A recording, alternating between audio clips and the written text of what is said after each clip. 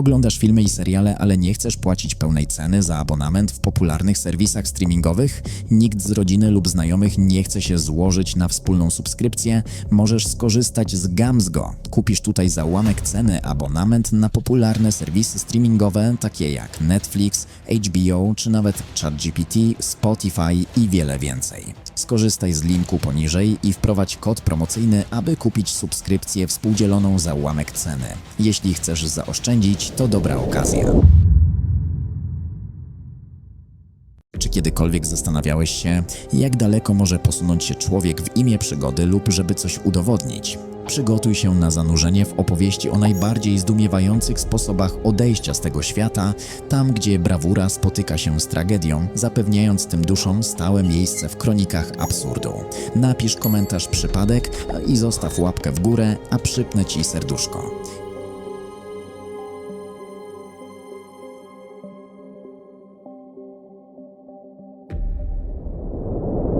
Nielegalne pragnienia Kennetha Pignona. Śmierć Kennetha Pignona w roku 2005 ujawniła ukryty świat zakazanych pragnień i doprowadziła do znaczących zmian prawnych, które na zawsze odmieniły przepisy stanu Waszyngton. Pignon, z zawodu inżynier, znalazł się w centrum skandalu, który wstrząsnął opinią publiczną i ujawnił istnienie tajemniczej społeczności zajmującej się zoofilią. Przyczyną jego śmierci było ostre zapalenie otrzewnej, które nastąpiło po kontakcie seksualnym z koniem, akcie, w którym pomagali mu członkowie tej ukrytej społeczności. Okoliczności prowadzące do śmierci Pignona zaczęły się od jego udziału w nielegalnych działaniach na odosobnionej farmie, gdzie zwierzęta były wykorzystywane do ludzkiej satysfakcji. Ta mroczna obsesja nie tylko doprowadziła do tragedii Kennetha, lecz także rzuciła światło na praktyki, o których istnieniu wiele osób nie miało pojęcia. I to w realiach współczesnego społeczeństwa. Wydarzenie natychmiast przyciągnęło uwagę mediów oraz wywołało powszechne oburzenie społeczne, prowadząc do konieczności zmierzenia się z realiami przemocy wobec zwierząt oraz nieuregulowanych zachowań seksualnych. W odpowiedzi na śmierć Pignona, ustawodawcy stanu Waszyngton szybko przegłosowali prawo zakazujące zoofilii, zamykając lukę prawną, która wcześniej umożliwiała istnienie takich praktyk w cieniu prawa. Ta zmiana legislacyjna oznaczała przełomowe podejście władz do kwestii praw zwierząt i odpowiedzialności człowieka, ustanawiając precedens, który zainspirował inne stany do przeglądu i zmiany własnych przepisów. Oglądaj dalej, żeby poznać kolejną, jeszcze bardziej niepokojącą historię. W roku 1982 Larry Walters, kierowca ciężarówki z marzeniem o lataniu, lecz bez żadnego formalnego przeszkolenia, wyruszył w przygodę, która na zawsze zapisała jego imię w historii. Nie dzięki bohaterskim czynom, lecz przez eskapadę balansującą na granicy wiarygodności. Z duchem odkrywcy i zasobami przeciętnego człowieka, Larry zamienił swoje zwykłe podwórko w platformę startową do lotu ku niebu. Uzbrojony w nic więcej niż ogrodowe krzesło i 45 balonów meteorologicznych wypełnionych helem, stworzył coś bardziej przypominającego dziecięce marzenie niż dzieło inżynierii lotniczej. Motywacje Larry'ego były proste, lecz głębokie. Nie zakorzenione w prawach fizyki, lecz w pragnieniu wolności. Chciał wyrwać się z kajdan codzienności, a jego aspiracje sięgały wyżej niż balony, które przywiązał do swojego prowizorycznego statku powietrznego. Znany później jako Launcher Larry nie tylko marzył o niebie, odważył się je zdobyć. Start z podwórka jego dziewczyny w San Pedro w Kalifornii nie był tylko spełnieniem kaprysu, był odważnym manifestem sprzeciwu wobec ograniczeń zwyczajnego życia. Gdy Larry wzbił się na wysokość 16 000 stóp, czyli około 4900 metrów, czyli wysokość, na której latają samoloty pasażerskie, nie tylko naruszył przestrzeń powietrzną, ale także granice wiarygodności.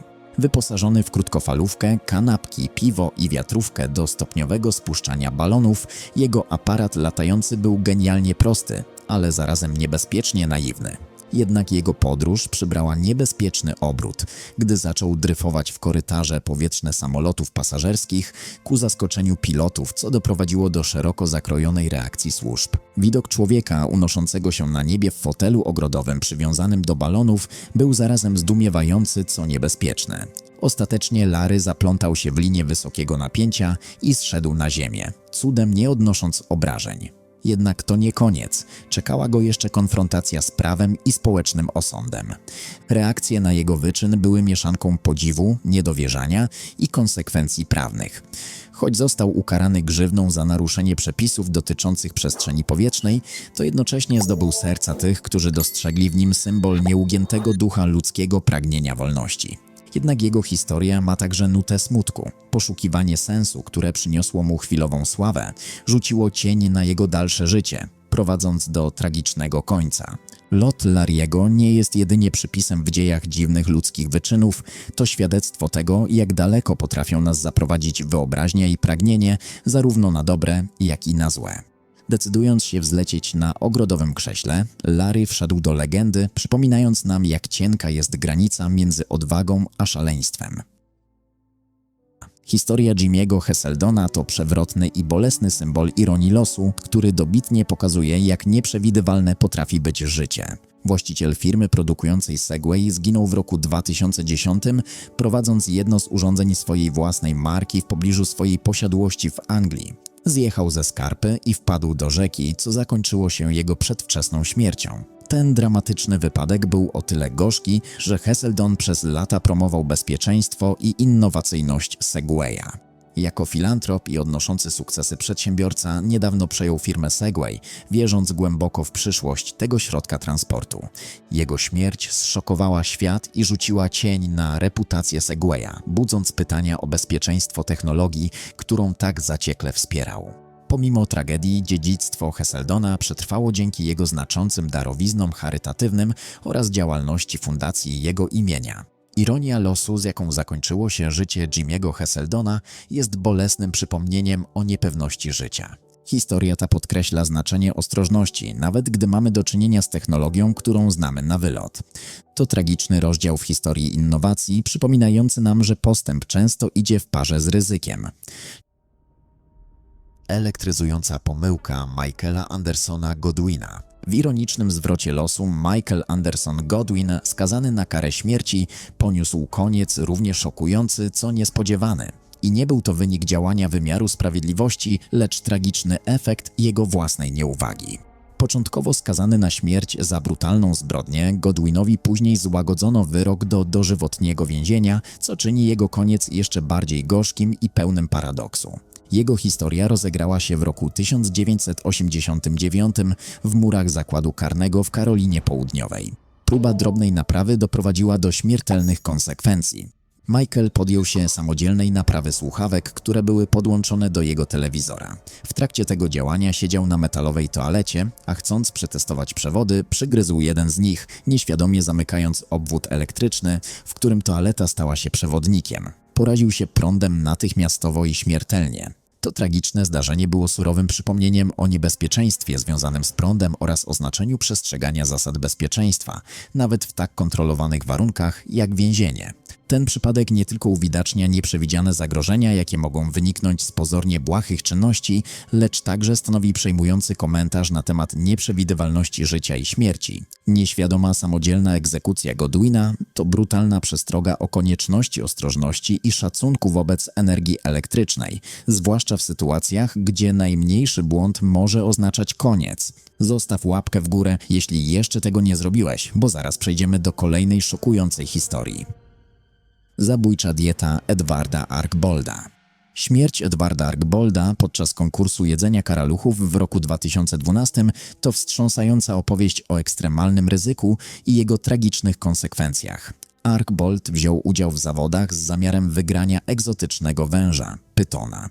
Napędzany duchem rywalizacji i prawdopodobnie błędnym przekonaniem o braku ryzyka, zdecydował się podjąć wyzwanie. Uczestnicy konkursu mieli za zadanie zjeść jak największą liczbę żywych karaluchów i robaków. Był to test odporności psychicznej i fizycznej. Archbold z determinacją pochłaniał kolejne owady, zdobywając pierwsze miejsce, lecz przypłacił to najwyższą ceną. Wkrótce po zakończeniu konkursu poczuł się źle i zaczął wymiotować. Było to niepokojące oznaki poważnej reakcji organizmu na połknięte insekty. Pomimo interwencji medycznej zmarł wskutek uduszenia, zablokowały mu drogi oddechowe fragmenty ciał karaluchów. Tragiczny finał czegoś, co miało być jedynie dziwną, ale nieszkodliwą rozrywką, ujawnił poważne zagrożenia zdrowotne związane ze spożywaniem żywych owadów, zwłaszcza w dużych ilościach i bez odpowiednich środków ostrożności. Śmierć Archbolda wywołała ogólnonarodową debatę na temat bezpieczeństwa i etyki takich konkursów, stawiając pytania o odpowiedzialność organizatorów oraz świadomość uczestników co do potencjalnych zagrożeń zdrowotnych. To ponura przestroga o tym, jak daleko ludzie są w stanie się posunąć dla rywalizacji i nagrody oraz jak istotna jest edukacja i regulacje dotyczące działań niosących ryzyko dla zdrowia. Historia Edwarda Archbolda to ostrzeżenie przed bagatelizowaniem zagrożeń płynących z pozornie niewinnych wyzwań, przypominające o konieczności dbania o bezpieczeństwo i zdrowie we wszystkich dziedzinach życia. Ekstremalny protest Davida File'a. Ostatni akt buntu Davida File'a to porażające przypomnienie o tym, do jak ekstremalnych działań mogą posunąć się ludzie, gdy są doprowadzeni do granic desperacji. W roku 2008 w obliczu zaplanowanej rozbiórki jego bloku mieszkalnego w Bishopstoke w Anglii, File postanowił zaprotestować w sposób tak szokujący, że zwrócił na siebie uwagę całego kraju. Jego budynek miał zostać zburzony w ramach planu rewitalizacji osiedla, a mimo wielokrotnych propozycji przeniesienia do nowego mieszkania, File uparcie odmawiał opuszczenia lokalu. Jako ostatni lokator opuszczonego, niemal nawiedzonego budynku, David postanowił przejść do historii w sposób nieodwracalny i przerażający. Zdecydował się na samobójstwo poprzez samodzielne ścięcie się piłą łańcuchową. Ta makabryczna metoda była nie tylko aktem osobistej rozpaczy, lecz także publicznym manifestem jego alienacji i frustracji wobec władz mieszkaniowych oraz systemu, który, jak wierzył, całkowicie go zawiódł. File skonstruował skomplikowany mechanizm, który umożliwił przeprowadzenie tego aktu, co podkreśla głębokość jego desperacji oraz stopień przemyślenia decyzji. Skutki śmierci Davida File'a były wstrząsające i smutne. Jego czyn zapoczątkował debatę na temat zdrowia psychicznego, wpływu przymusowych przesiedleń oraz odpowiedzialności deweloperów wobec swoich lokatorów. Ekstremalna forma protestu ukazała, jak tragiczne mogą być konsekwencje ignorowania ludzkiego aspektu w projektach urbanistycznych. Tragiczny koniec File'a to ponura przestroga o głębinach ludzkiej rozpaczy oraz pilnej potrzebie empatii i zrozumienia w kontaktach z osobami w kryzysie. Nietypowa śmierć Sigarda Potężnego. Sigard Potężny, wikiński jarl Orkadów z IX wieku, zginął w sposób równie legendarny jak jego życie, pełne podbojów i ambicji. Jego koniec został zapisany w nordyckich sagach jako opowieść o ironii losu i jego nieprzewidywalnych wyrokach. Historia Sigarda osiąga swój punkt kulminacyjny podczas kampanii przeciwko rywalowi, milemu Brytyjczykowi o przydomku Zębata Szczęka. Po brutalnej walce Sigard odniósł zwycięstwo, dekapitując przeciwnika i zachowując jego głowę jako makabryczny trofeum. W geście triumfu przywiązał odciętą głowę do siodła i ruszył z nią w paradnym pochodzie. Jednak w czasie jazdy zęby odciętej głowy milego Brytyjczyka zadrasnęły nogę Sigarda, powodując drobną, lecz śmiertelną ranę. Zakażenie rozwinęło się błyskawicznie i niedługo po zwycięstwie Sigard zmarł. Ten groteskowy obrót spraw to mroczne świadectwo kapryśności losu i ukrytych zagrożeń wynikających z pychy. Nietypowa śmierć Sigarda ukazuje brutalny i przesycony przesądami świat wikingów, w którym granice pomiędzy życiem a śmiercią, triumfem a klęską były nieostre i często wyznaczane przez ślepy los. To także dowód na to, że nawet najmniejsze konsekwencje naszych działań mogą mieć daleko idący wpływ. Historia Sigarda Potężnego, choć głęboko zakorzeniona w odległej przeszłości, do dziś fascynuje i przypomina ponadczasową prawdę. Pycha zawsze kroczy przed upadkiem. Łatwopalna ciekawość Roberta R.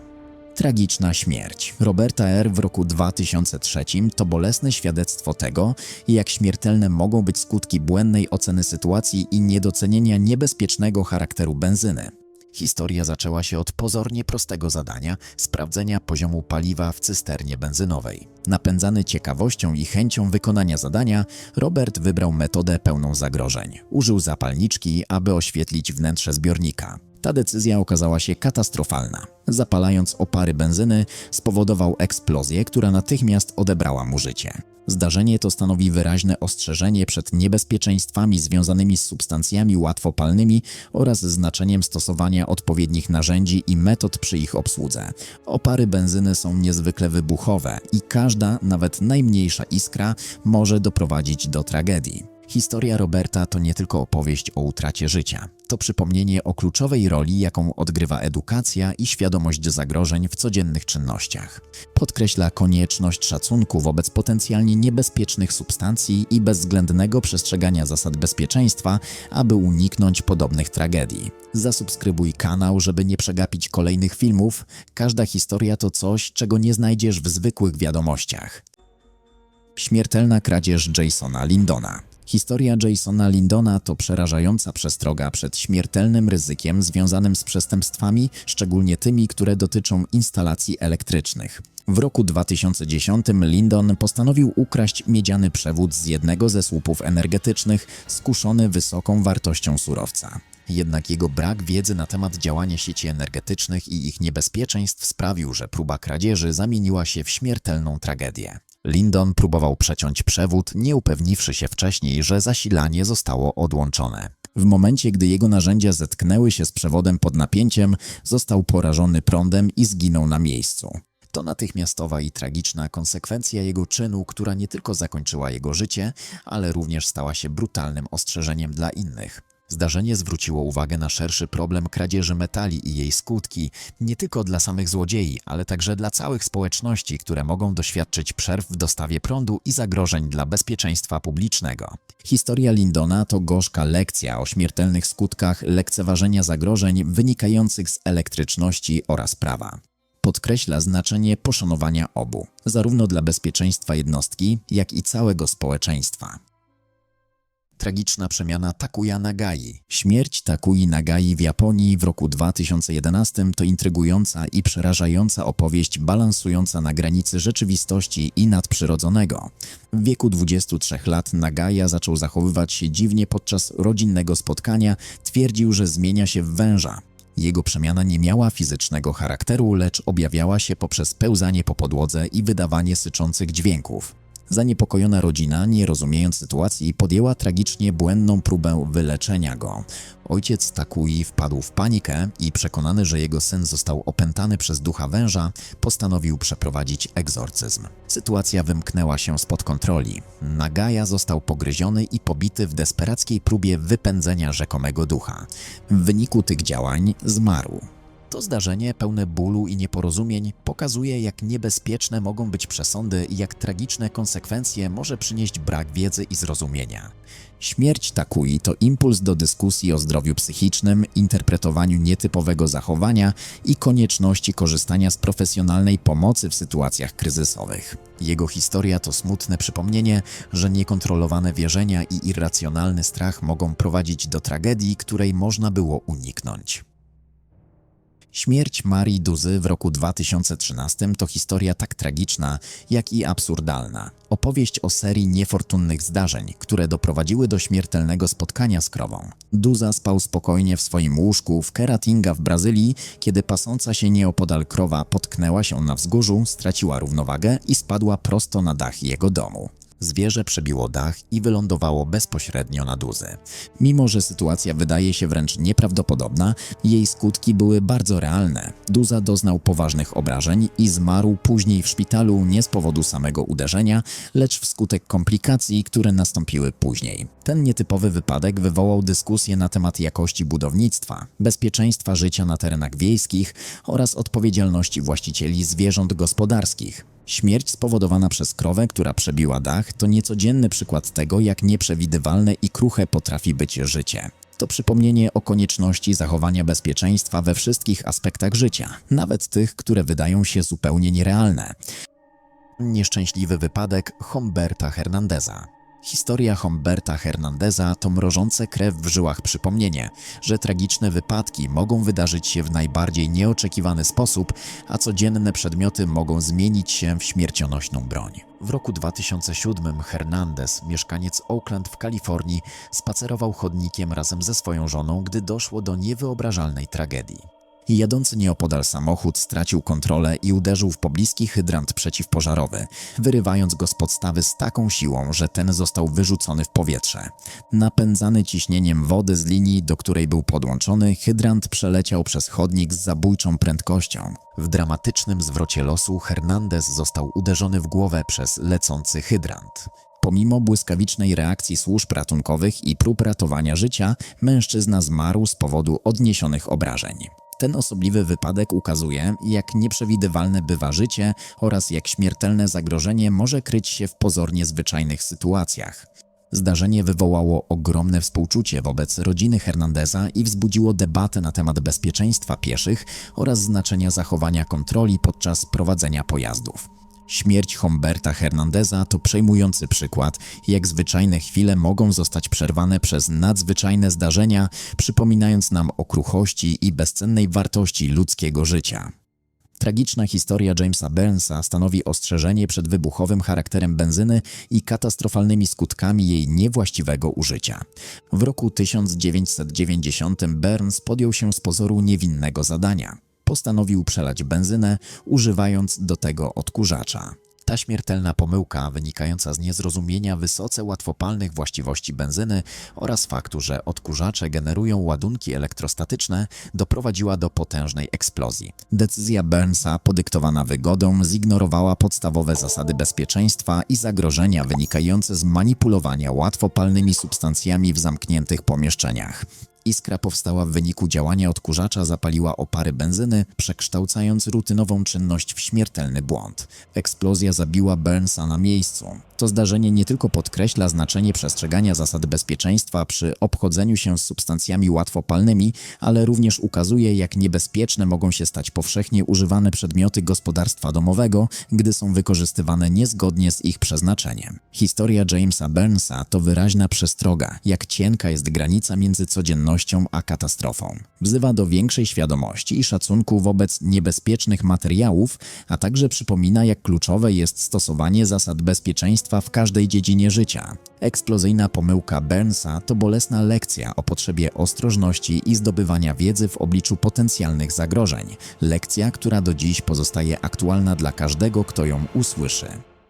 Nieudany skok Francisco Lufonato. Historia Francisco Lufonato to przejmująca opowieść o tragicznej pomyłce w ocenie ryzyka, która ukazuje cienką granicę pomiędzy brawurą a tragedią. W roku 2006, chcąc zaimponować znajomym, Lufonato postanowił zademonstrować wytrzymałość okna w swoim apartamencie w São Paulo, rzucając się na nie całym ciałem. Ten akt brawury miał zakończyć się odbiciem od rzekomo niezniszczalnej szyby, czymś w rodzaju sztuczki imprezowej, która miała podkreślić jego odwagę oraz solidność okna. Niestety pokaz przybrał dramatyczny obrót. Wbrew oczekiwaniom Francisco, szyba nie wytrzymała naporu jego ciała. Okno wypadło z ramy, a on sam runął z wysokości swojego apartamentu w wieżowcu, ponosząc śmierć na miejscu. To wydarzenie wstrząsnęło jego bliskimi oraz szerszą opinią publiczną. Wszyscy próbowali zrozumieć, jak chwila bezmyślności mogła zakończyć się tak drastycznie. Tragiczna pomyłka Lufonato to smutne przypomnienie o konieczności rozważnego podejmowania decyzji i świadomości możliwych konsekwencji niedoceniania niebezpieczeństwa. To nie tylko historia źle pojętej odwagi, to ostrzeżenie przed nadmierną pewnością siebie, która często towarzyszy młodości i chęci zaimponowania innym. Pokazuje, jak ważna jest ostrożność i poszanowanie zasad bezpieczeństwa w każdej dziedzinie życia, podkreślając, jak szybko pozornie niewinny moment może wymknąć się spod kontroli. Śmiertelny pokaz Gary'ego Hoya. W tragicznym zwrocie losu Gary Hoy, szanowany prawnik i inżynier, stał się przestrogą przed zgubną pewnością siebie. Jego historia rozegrała się w roku 1993 w pełnym napięcia środowisku kancelarii prawnej w Toronto, mieszczącej się w wieżowcu górującym nad tętniącym życiem miastem. Hoy, znany ze swojego intelektu i entuzjazmu, zasłynął również z nietypowego pokazu, który, według niego, miał świadczyć o wytrzymałości i bezpieczeństwie okien w budynku. Demonstracja polegała na dramatycznym akcie. Rozpędzał się i z całej siły rzucał na szybę, aby udowodnić jej niezniszczalność przed gośćmi, zazwyczaj studentami prawa. Nie był to jednorazowy wybryk. Wykonywał ten pokaz wielokrotnie wcześniej, a szyba zawsze pozostawała nienaruszona, wytrzymując jego ciężar. Jednak tamtego feralnego dnia integralność szyby zawiodła. Nie poprzez rozbicie, lecz przez wypadnięcie z ramy, co doprowadziło do upadku Hoya z wysokości 24 pięter i jego śmierci. Zdarzenie wstrząsnęło całym środowiskiem. Akt mający wzbudzić zaufanie stał się tragiczną lekcją pokory i przestrogą przed ignorowaniem praw fizyki. Konsekwencje śmierci Gary'ego Hoya sięgnęły daleko poza jego osobistą tragedię. Ukazały niebezpieczeństwa wynikające z nadmiernej pewności siebie w miejscu pracy oraz konieczność przestrzegania procedur bezpieczeństwa. To dramatyczne zdarzenie przypomniało światu, że lekceważenie ograniczeń inżynierii bez troski o bezpieczeństwo może prowadzić do śmierci. Śmierć Hoya to nie tylko historia osobistego błędu w ocenie, to również przestroga o granicach ludzkiej brawury i nieubłaganych prawach fizyki.